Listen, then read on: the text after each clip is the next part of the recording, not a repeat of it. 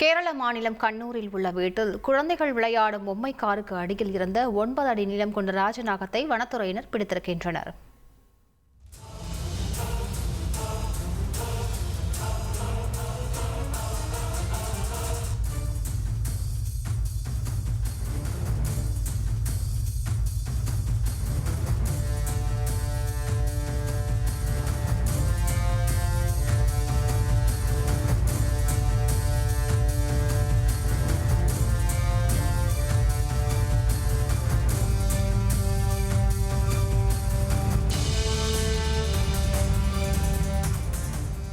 கூடுதல் விவரங்களை செய்தியாளர் பிரசாத் வழங்கியிருக்கலாம். பிரசாத் வணக்கம். இது எப்படி இங்கு வந்தது, எப்படி பிடிக்கப்பட்டது, விவரங்களை பதிவு பண்ணுங்க.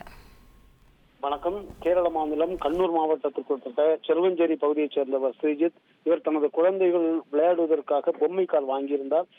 அந்த குழந்தைகள் அதை விளையாடி விட்டு செவரோரமாக நிறுத்தி இருந்தார்கள்.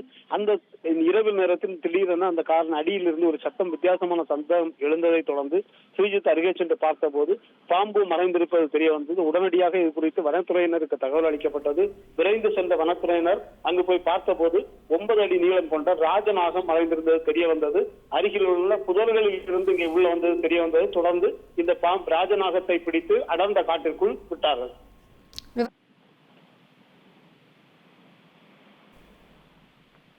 விவரங்களுக்கு நன்றி பிரசாத். ட்ரெண்ட ஃப்ரெண்ட் ஆக்கிக்கோங்க. 2.5 கோடிக்கு அதிகமான தந்தி டிவியின் சப்ஸ்கிரைபர்ஸ் அண்ட் ஃபாலோவர்ஸ் குடும்பத்துல நீங்களும் இணையுங்க.